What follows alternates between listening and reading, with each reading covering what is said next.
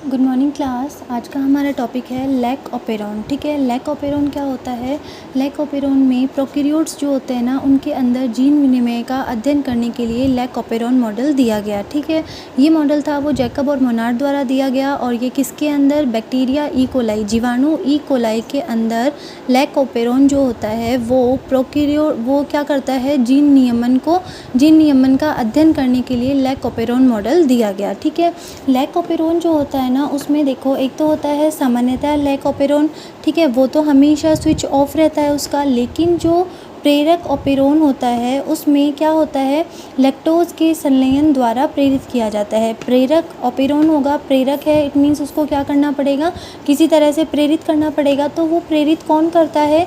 जब इस ऑपेरॉन के साथ लैक्टोज आकर जुड़ जाता है, लैक्टोज संलयित हो जाता है, तो वो उसे प्रेरित कर देता है और प्रेरित करने के बाद में स्विच ऑन हो जाता है। ठीक है, अब इस कंप्लीट प्रोसेस को आगे एक्सप्लेन करेंगे। आगे देखो, लैक ऑपेरॉन जो होता है ना, उसमें लैक का क्या मतलब है?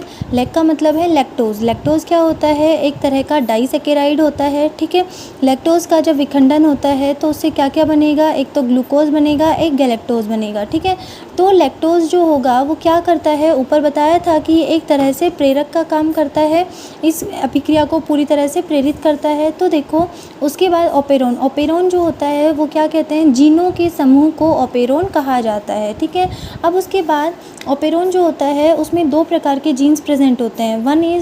वन इज़ नियमनकारी जीन और सेकंड होता है संरचनात्मक जीन। ठीक है, नियमनकारी जीन जो होते हैं वो देखो, नियामक जीन, इसको हम रेगुलेटरी जीन भी कहते हैं। ठीक है, प्रवर्धक जीन और प्रचालक जीन। प्रवर्धक को हम बोलेंगे प्रमोटर। ठीक है, और उसके अलावा जो ये प्रचालक है इसको बोलेंगे हम ऑपरेटर जीन। ठीक है, और उसके अलावा संरचनात्मक जीन जो होते हैं वो तीन प्रकार के होते हैं, Z, Y और A। ठीक है, अब हम नियामक जीन के बारे में पढ़ेंगे। नियामक जीन होता है वो एक तरह का इनहिबिटर होता है। इनहिबिटर कौन होते हैं? जो उस रिएक्शन को कम करते हैं। ठीक है, उसके प्रभाव को कम करने का कार्य करते हैं, उन्हें हम इनहिबिटर कहते हैं। अब देखो आगे, जीन आई जो होगा वो क्या करेगा? उसमें अनुलेखन की प्रक्रिया होगी जिससे दमनकारी mRNA बनेगा। ठीक है, रिप्रेसर mRNA का फॉर्मेशन होता है, mRNA बनेगा। अब इस mRNA में अनुवादन की प्रक्रिया होगी जिससे दमनकारी प्रोटीन बनेगा। ठीक है, और ये जो दमनकारी प्रोटीन पहले क्या था? जीन था, ये किस में है? DNA के अंदर है। DNA से क्या बना? ट्रांसलेशन, अनुलेखन की प्रक्रिया के द्वारा mRNA बना। ये कैसा होगा? दमनकारी होगा। और उसके बाद में उसमें अनुवादन की प्रक्रिया होती है जिससे कि दमनकारी प्रोटीन बनता है। ठीक है, ये वाला प्रोटीन जो होगा ये सक्रिय प्रोटीन होता है, एक तरह का एक्टिव प्रोटीन होता है। ये क्या करता है? जब लैक ऑपेरॉन स्विच ऑफ होता है तब यह प्रोटीन प्रचालक जीन के साथ जुड़ जाता है। ठीक है, जब इसका लैक ऑपेरॉन का स्विच ऑफ है तो उस टाइम ये जो दमनकारी प्रोटीन है ये प्रचालक जीन या ऑपरेटर जीन के साथ जाकर जुड़ जाता है। ऑपरेटर जीन के साथ जाकर जुड़ेगा तो क्या होगा? प्रचालक जीन संरचनात्मक जीन को नियमित नहीं कर पाता। ठीक है, ये ऑपरेटर जीन जो होगा ये आगे जो स्ट्रक्चरल जीन है, कौन कौन से? Z, Y और A, इन तीनों का नियमन नहीं कर पाता। और इन तीनों का अगर नियमन नहीं हो पाएगा तो इन तीनों से प्रोटीन का सिंथेसिस भी नहीं होगा, एंजाइम का फॉर्मेशन भी नहीं होगा।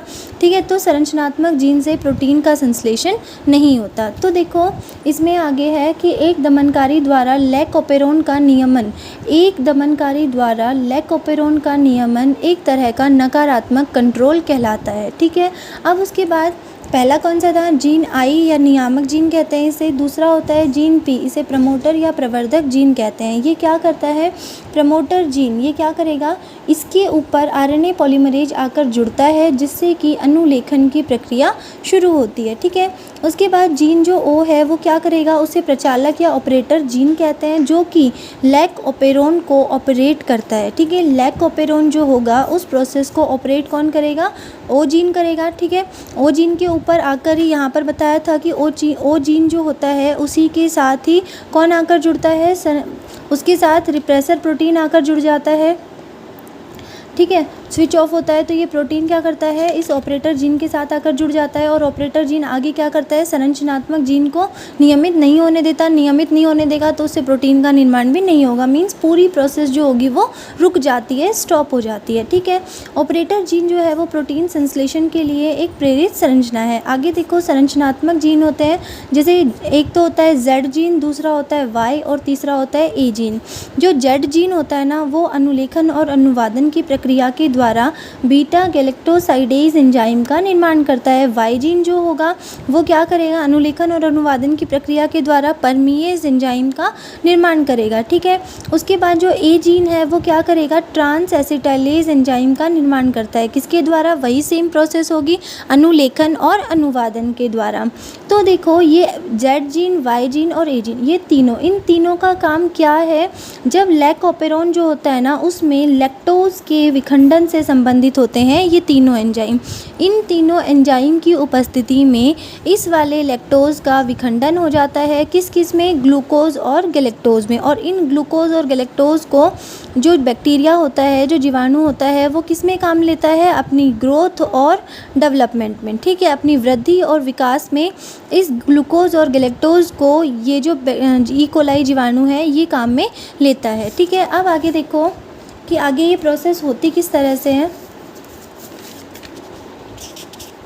देखो, लैक्टोज है, लैक्टोज का बीटा गैलेक्टोसाइडेज एंजाइम की प्रेजेंस में ग्लूकोज और गैलेक्टोज में कन्वर्ट हो गया। ठीक है, ये दोनों क्या है, एक तरह के मोनोसैकेराइड है जिनका उपयोग जीवाणु अपनी वृद्धि व विकास के लिए करता है। ठीक है, ये एक जीवाणु कोशिका है, किसकी कोशिका है, ई कोलाई की। ठीक है, ये इसकी बाहरी झिल्ली है और बाहरी माध्यम में लैक्टोज उपस्थित है। इस लैक्टोज को हमें इस जीवाणु कोशिका के अंदर डालना है, तो हम उसे कैसे डालेंगे कि ये क्या करेगा, इसकी झिल्ली को भेदता हुआ यहाँ से परमीएज एंजाइम जो होगा वो अंदर चला जाएगा। ठीक है, अंदर जाने के बाद में आगे देखो फिर क्या होता है, लैकोपेरोन जो होता है ना उसका स्विच ऑफ, जब स्विच ऑफ है उस टाइम पर कौन कौन सी प्रक्रियाएं होंगी, स्विच ऑफ है इट मीन्स वहाँ पर लैक्टोज जो है वो लैक्टोज इंड्यूसर एब्सेंट है। ठीक है, बाहरी माध्यम है, इसके अंदर लैक्टोज अनुपस्थित है जब स्विच ऑफ होता है। तो देखो ये क्या है, जीवाणु झिल्ली है। ठीक है, इसके अंदर सारी प्रोसेस होंगी। तो देखो इसमें यहाँ पर देखो इस तरह से सीक्वेंस प्रेजेंट है। एक यहाँ पर क्या है, पी, इसे बोलते हैं प्रमोटर, इसको बोलते हैं आई नियमनकारी जीन, ये होता है प्रमोटर, वापस से ऑपरेटर, ये संरचनात्मक जीन जेड, वाई और ए जीन। ठीक है, अब देखो यहाँ पर सबसे पहले जो नियमनकारी जीन जो होता है ना उसके ऊपर क्या होगा, इनहिबिटर जीन आएगा। ठीक है, और ये जीन, ये जो इनहिबिटर जीन है इससे क्या होता है, अनुलेखन की प्रक्रिया होगी जिसके कारण दमनकारी एमआरएनए का निर्माण होगा। ठीक है, ये दमनकारी एमआरएनए अनुलेखन की प्रक्रिया के द्वारा बना और इस पर अनुवादन की प्रक्रिया के द्वारा दमनकारी प्रोटीन या रिप्रेसर प्रोटीन का फॉर्मेशन होता है। रिप्रेसर प्रोटीन जो होगा वो यहाँ पर बनेगा। ठीक है, उसके बाद देखो ये जो रिप्रेसर प्रोटीन होता है ये इस तरह का होता है। ठीक है, और ये रिप्रेसर प्रोटीन जब यहाँ पर लैक्टोज अनुपस्थित है तो ये रिप्रेसर प्रोटीन एक्टिव रहता है, सक्रिय रहता है। ठीक है, सक्रिय रहेगा इसका मतलब क्या है कि वो किसी तरह की एक्टिविटी करेगा, तो वो रिप्रेसर प्रोटीन क्या करता है, यहाँ से जाकर इस ऑपरेटर की साइट के ऊपर जुड़ जाता है। ठीक है, ऑपरेटर के ऊपर आकर जुड़ जाता है। तो ऑपरेटर के ऊपर जब दमनकारी प्रोटीन जुड़ गया, तो जब जीन आई के बारे में हम पढ़ रहे थे तो उस टाइम बताया था कि जब दमनकारी प्रोटीन ऑपरेटर के साथ आकर जुड़ जाता है तो ये आगे संरचनात्मक जीन जो होते हैं ना इन संरचनात्मक जीन जो होते हैं इनको नियमित नहीं होने देते। ठीक है, इनका नियमन नहीं करने देते, जिसके कारण नियमन नहीं होगा मीन्स यहाँ पर अनुलेखन और अनुवादन की प्रक्रिया भी नहीं होगी। क्यों नहीं होगी, क्योंकि ये ऑपरेटर है ना इसके ऊपर दमनकारी प्रोटीन आकर जुड़ गया, जिसके कारण ये जो प्रमोटर की साइट है यहाँ पर आरएनए पॉलीमरेज जो होता है ना वो भी इस प्रमोटर से इस रिप्रेसर प्रोटीन या इस दमनकारी प्रोटीन के कारण ये आरएनए पॉलीमरेज यहाँ पर आकर नहीं जुड़ पाता। आएगा। जब तक आरएनए पॉलीमरेज नहीं आएगा तो अनुलेखन की प्रक्रिया शुरू नहीं होगी, अनुलेखन नहीं होगा तो अनुवादन भी नहीं होगा। इट मीन्स यहाँ पर क्या होता है कि ये जो संरचनात्मक जीन होते हैं ना, ये किसी भी तरह से अपने आप को एक्सप्रेस नहीं कर पाते, ठीक है। इसके बाद में देखो यहाँ पर ये जीन एज इट इज़ रहते हैं, यहाँ पर एंजाइम नहीं बनेंगे। अगर एंजाइम नहीं बनेंगे तो एंजाइम बनेंगे ही नहीं, तो वो लैक्टोज़ का विखंडन जो होगा वो भी यहाँ पर नहीं होगा, ठीक है। क्यों नहीं होगा? क्योंकि जब एंजाइम ही नहीं बने तो और लैक्टोज़ यहाँ पर है ही नहीं, तो हम विखंडन किसका करेंगे।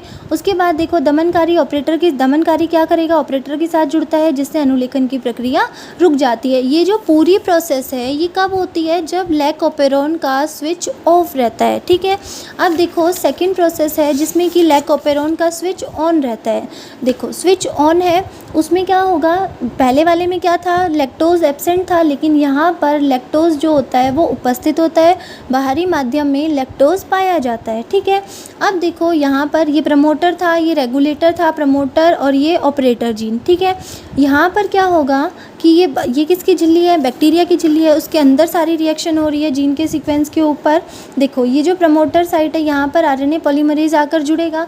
देखो सबसे पहले इंड्यूसर जो है उनमें क्या होगा, यहाँ पर अनुलेखन की प्रक्रिया होगी, जिससे दमनकारी एमआरएनए बनेगा। ये दमनकारी एमआरएनए अनुवादन की प्रक्रिया के द्वारा दमनकारी प्रोटीन बनाएगा, ठीक है। ये प्रोटीन बन गई हमारी, लेकिन अब ये जो प्रोटीन होगी ये हमारी निष्क्रिय होगी, ठीक है। ये प्रोटीन हमारी अभी कैसी होगी, निष्क्रिय होगी। क्यों निष्क्रिय होगी, क्योंकि यहाँ पर लैक्टोज़ प्रेजेंट है, ठीक है। ये लैक्टोज़ उपस्थित है, ये क्या करेगा, परमीएज एंजाइम की प्रेजेंस में, ये परमीएज एंजाइम जो होता है वो जीवाणु के अंदर थोड़ी मात्रा में उपस्थित होता है, ठीक है। ये परमीएज एंजाइम की उपस्थिति के कारण ये लैक्टोज़ एंजाइम इस झिल्ली को भेदता हुआ अंदर की तरफ चला जाता है, ठीक है।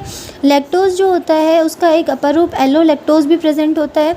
एलो लैक्टोज़ की फॉर्म में ये लैक्टोज़ प्रेजेंट होता है। ये दमनकारी प्रोटीन जो होगा वो क्या करेगा, इस लैक्टोज़ के साथ, जब ये लैक्टोज़ के साथ बाइंड हो जाएगा, लैक्टोज़ प्रेजेंट है, इट मीन्स यहाँ पर क्या होगा, ये दमनकारी प्रोटीन जो होता है वो निष्क्रिय होता है, ठीक है। अगर ये दमनकारी प्रोटीन निष्क्रिय है तो अब ये ऑपरेटर, पहले जब ये सक्रिय था तो ये तुरंत जाकर ऑपरेटर के साथ जुड़ जाता था, लेकिन जब ये निष्क्रिय है तो ये ऑपरेटर के साथ नहीं जुड़ेगा, ठीक है।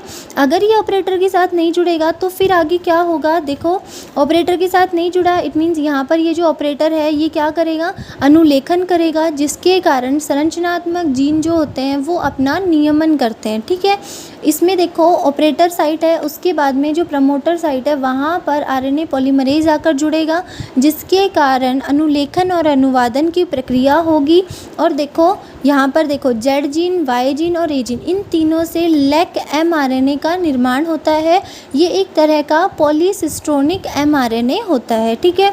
उसके बाद ये जो एमआरएनए है, अब इससे आगे क्या बनेगा, बीटा गैलेक्टोसाइडेज एंजाइम बनेगा, ठीक है। और यहाँ पर जो वाई वाला है उससे परमीएज बनेगा और ए वाले से ट्रांस एसिटाइलेज बनेगा, ठीक है। ये तीनों के तीनों एंजाइम जो होते हैं ये क्या करते हैं, लैक्टोज़ का उपापचय करते हैं, ठीक है। लैक्टोज़ का उपापचय करने का क्या मतलब है कि जो लैक्टोज़ होता है उसको ग्लूकोज और गैलेक्टोज दो मोनोसेकेराइड यूनिट्स में तोड़ देते हैं, ठीक है। जिसके कारण ये जो ग्लूकोज और गैलेक्टोज है इनको कौन यूज़ करेगा, जीवाणु अपने वृद्धि और विकास में इनका उपयोग करता है, ठीक है। अब यहाँ पर देखो, यहाँ पर क्या था, ये दमनकारी प्रोटीन के साथ लैक्टोज जुड़ गया था। अब ये लैक्टोज तो यहाँ से चला गया, लैक्टोज क्या कर गया, उपापचय हो गया, तो ये जो दमनकारी प्रोटीन है ये वापस से अलग हो गई इस लैक्टोज से। लैक्टोज तो चला गया, उसका विखंडन हो गया, तो ये जो दमनकारी प्रोटीन बनेगी ये क्या करेगी, वापस से एक्टिव हो जाएगी, ठीक है। वापस से एक्टिव होने का क्या मतलब है कि ये दोबारा से अब एक्टिव हो गई, तो इसको याद आ गया कि मुझे कहाँ जुड़ना है, ऑपरेटर के ऊपर आकर जुड़ना है। तो एक्टिव होने के बाद ये ऑपरेटर के साथ जुड़ जाएगी और इस पूरी प्रोसेस को स्टॉप कर देगी, रोक देगी, ठीक है। तो आगे क्या हो जाएगा, स्विच ऑफ हो जाएगा, ठीक है। ये लैकोपेरोन पूरा कंप्लीट मॉडल है। अब उसके बाद देखते हैं जीन अभिव्यक्ति का नियमन। जीन अभिव्यक्ति का नियमन देखो, डीएनए होता है, डीएनए के ऊपर जीन्स प्रेजेंट होते हैं, ठीक है। ये डीएनए के ऊपर क्या होगा, अनुलेखन होता है, जिससे एमआरएनए और अनुवादन से प्रोटीन का निर्माण होता है, ठीक है। प्रोटीन का निर्माण जो होता है वो कहाँ होता है, राइबोसोम यूनिट्स जुड़ी हुई होती है। ठीक है। इनके ऊपर इस तरह से अमीनो अम्लों की पॉलीपेप्टाइड श्रृंखला बनती है। अमीनो अम्ल आपस में पेप्टाइड बंध के द्वारा जुड़े हुए रहते हैं और एक पूरी पॉलीपेप्टाइड श्रृंखला का निर्माण करते हैं, जिसे कि हम प्रोटीन कहते हैं। ठीक है। अब देखो यहाँ पर mRNA द्वारा बनाया गया जो प्रोटीन होता है वो इस विशिष्ट प्रोटीन के लिए DNA में पहले से सूचना होती है। देखो mRNA था यहाँ पर, उससे प्रोटीन बना, तो इस प्रोटीन के लिए सूचना कहाँ से आई? यहाँ से आई। इस जीन के पास ये वाली सूचना पहले से उपस्थित थी कि इसे कौन सा प्रोटीन बनाना है। तो देखो इस प्रक्रिया में केवल सूचना यहाँ थी, यहाँ से यहाँ कॉपी हुई है। ठीक है। अलग से किसी भी चीज़ का एडिशन नहीं होता, केवल सूचना जो होती है उनकी कॉपी होती है एक जगह से दूसरी जगह पर। ठीक है। अब उसके बाद यहाँ पर जो प्रोटीन बनती है वो क्या करती है, जो देखो इसमें क्या बनी थी, प्रोटीन बनी थी, बीटा गैलेक्टोज प्रोटीन बनती है। वो क्या करती है, हमारे शरीर में एंजाइम की तरह कार्य करती है। ठीक है। उसके अलावा प्रोटीन जो होगी वो क्या करेगी, एक तरह का स्पेशल फंक्शन को करती है, विशिष्ट कार्य जो होते हैं उनको करती है। ठीक है। हमारे शरीर में जो जीन्स होते हैं वो हमेशा अभिव्यक्त नहीं, हमेशा कुछ जीन जो होते हैं वो तो हमेशा अभिव्यक्त होते रहते हैं, लेकिन कुछ जीन जो होते हैं वो आवश्यकता पड़ने पर ही अभिव्यक्त होते हैं। मीन्स इनकी आवश्यकता हुई तो ये अभिव्यक्त हुए, उसके बाद जब इनकी आवश्यकता नहीं है तो ये अपने प्रभाव को दबा देते हैं, कम कर देते हैं। ठीक है। उसके बाद देखो इसके आधार पर हमारे शरीर में नियमन जो होता है वो दो प्रकार का होता है, एक होता है धनात्मक और एक होता है ऋणात्मक। ठीक है। धनात्मक नियमन के बारे में पढ़ेंगे। ये धनात्मक नियमन जो होता है ये जीन अभिव्यक्ति की क्रिया को बढ़ाता है। ठीक है। जीन अभिव्यक्ति की क्रिया को बढ़ाएगा तो ये क्या करेगा, अधिक जीन अभिव्यक्ति के लिए, मतलब बहुत ज़्यादा जीन जो होंगे ना उनसे एक्सप्रेशन को उसको प्रेरित करता है, जीन अभिव्यक्ति को बढ़ाता है। इस प्रक्रिया में कौन रिस्पॉन्सिबल होता है, कैटाबोलाइट जीन एक्टिवेटर प्रोटीन, ये मुख्य भूमिका निभाता है। इसको शॉर्ट में हम CGA प्रोटीन कहते हैं। ठीक है। जब दमनकारी, सबसे पहले जब जीन आई के बारे में पढ़ा रही थी उस टाइम बताया था कि जो दमनकारी होता है वो ऑपरेटर साइट पर आकर जुड़ जाता है। तो देखो यहाँ पर जब धनात्मक नियमन होगा उस समय पर क्या होगा, दमनकारी ऑपरेटर साइट पर आकर जुड़ते ही CGA प्रोटीन जो होता है ना वो भी CGA साइट पर जुड़ जाता है। ठीक है।